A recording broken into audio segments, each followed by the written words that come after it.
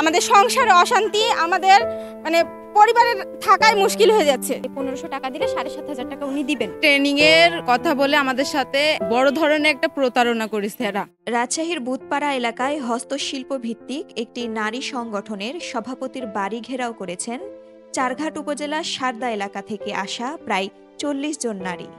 অভিযোগ, ট্রেনিং করানোর প্রতিশ্রুতি দিয়ে শাহানা খান সাথী নামের ওই সভাপতি তাদের কাছ থেকে 7 থেকে 8 লাখ টাকা নিয়েছেন, কিন্তু কার্যকর কোনো প্রশিক্ষণ দেননি। এ নিয়ে বুধবার সকালে বিক্ষুব্ধ নারীরা বাড়ি ঘেরাও করলে শাহানা নিজেই মতিহার থানায় ফোন দিয়ে পুলিশের সহায়তা চান। পরে পুলিশ এসে তাকে থানায় নিয়ে যায়। একই সাথে থানায় হাজির হন ভুক্তভোগীরাও। আমাদের ট্রেনিং এর কথা বলে আমাদের সাথে বড় ধরনের একটা প্রতারণা করেছে এরা।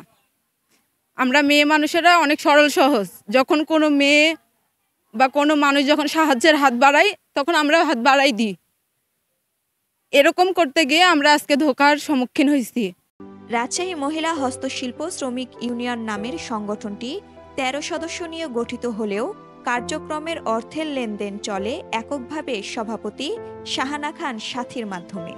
মাঝে মাঝে প্রশিক্ষণ আয়োজনের ঘোষণা দেওয়া হলেও বাস্তবে তা হয়নি বলেই অভিযোগ ভুক্তভোগীদের। যখন জানতে পারি যে এরকম বিষয়, যে টাকা দিয়ে 1500 টাকা দিলে 7,500 টাকা উনি দিবেন, প্রথমে দিয়েছি, তারপরে অনেক দিন বলেছে 1500 টাকার ফ্রি ট্রেনিং হবে, যেটা নিয়েছি ওটাও দিয়ে দিব, 1500 টাকা নিয়েছি ওটা দিয়ে দিব, আবার ওটার ভিত্তিতে 7,500 টাকাও দিব। তো উনি বলেছেন, তারপরে আমরা দিয়েছি, তারপরে বলেছেন ফ্রি ট্রেনিংটা আগে হবে, তারপরে 7,500 টাকা আমরা দিব। তো ওনার বলার পরে আমরা করেছি, করার পরে ফ্রি ট্রেনিংয়ের টাকা তো দেয়নি। 1 বছর 1.5 বছর পরে আমাদের 7,500 টাকা দিছে, তা আমরা পাইনি, আমি নিজে পাইনি। 5,000 টাকা দিছে, এখন 2,500 টাকা পাইনি। এপ্রিল মাসে থেকে দেওয়ার কথা ছিল। ওনাকে ফোন দিলে উনি শুধু বলেন কেন ফোন দিছো, তোমাদের তো সাহস কম না, তোমাদের তো বলেই দিয়েছি পায়ে যাবা, হয়ে যাবে, পায়ে যাবা, এরকম কথা বলে, কিন্তু ওনার কোনো প্রমাণ নাই। আমি নিজে ওনার বাসায় আসছি, উনি আমার নামে জিডি করছেন, আমার হাজবেন্ড ওনাকে বলছেন, সেজন্য উনি আমার নামে আর বাকি 2 টিম লিডারের নামে জিডি করছেন নাকি। এদিকে অভিযোগটি সম্পূর্ণ মিথ্যা বলে দাবি শাহানা খান সাথীর।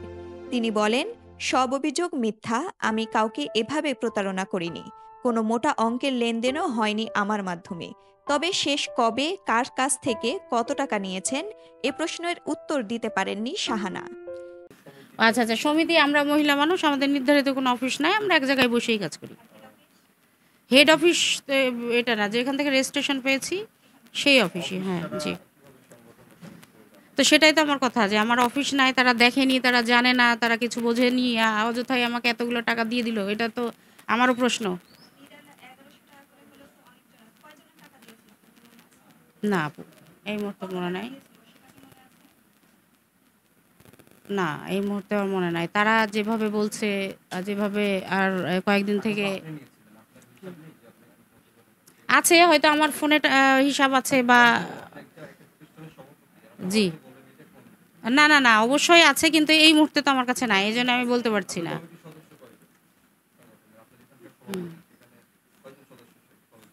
9 জন সেক্রেটারি, আমাদের এটা রিসেন্ট বোর্ড সেক্রেটারি, উনি অনেক আগেই রাজশাহীতে নাই, এই জন্য আমাদের কার্যক্রম সবাই করে না। কার্যক্রম না, নাম কাও আসতে হবে কেন? একটা রেজিস্ট্রেশন প্রাপ্ত, প্রতি বছর রিটার্ন জমা দিই, নাম কাও আসতে সংগঠন হবে কেন? এ ঘটনায় ভুক্তভোগীরা বাদী হয়ে মতিহার থানায় একটি লিখিত অভিযোগ দায়ের করেছেন। আমার মায়ের বাসায় আসছি, রাজশাহীতে আমার মায়ের বাসা। ওখানে আসার পর উনি বলছে যে আপনি আরও লোক জড়ো করে আমাদেরকে দেন, আমরা আরও ট্রেনিং করাবো, না তো কত টাকা, 450 টাকা করে নিবে। আচ্ছা, আমরা অনেকজন 450 টাকা করে দিয়েছি, দিয়ে উনি 2400 টাকা প্রায় 6 মাস পর দিয়েছে। 450 টাকার বদলে 2400 টাকা এটা পাইছি। পাওয়ার পর উনি আমাদেরকে লোভ দেখাইছে যে আন্টি 1500 টাকা করে আপনি যদি 45 জনের একটা গ্রুপ করে দিতে পারেন, 7,500 টাকা করে সবাই পাবে। এটা শুনে আমি সবার সাথে কথা বললাম, সবাই রাজি হয়েছে। 1500 টাকা করে ওনাকে আমি 45 জনের টাকা তুলে দিয়েছি। উনি প্রায় 1 বছর পর উনি 33 জনের মধ্যে 9 জন বাকি জনের 7,500 টাকা করে দিয়েছে, বাদ বাকি দেয়নি। এরপরে আমার কাছে আর যায়নি, যোগাযোগও রাখে না, ফোনও ধরে না।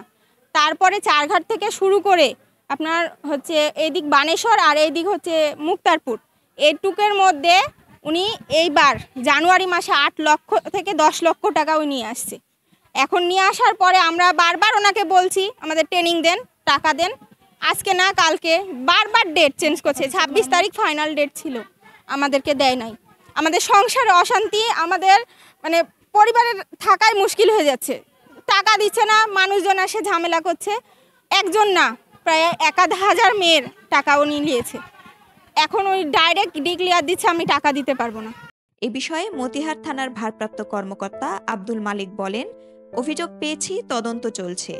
তদন্ত করে ঘটনার সত্যতা পাওয়া গেলে আইনগত ব্যবস্থা গ্রহণ করা হবে।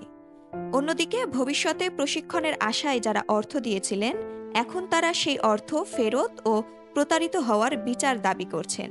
রাজশাহী মহিলা হস্তশিল্প শ্রমিক ইউনিয়নের কর্মকাণ্ড ও সভাপতি শাহানার শাস্তিরও দাবি জানান ভুক্তভোগী নারীরা।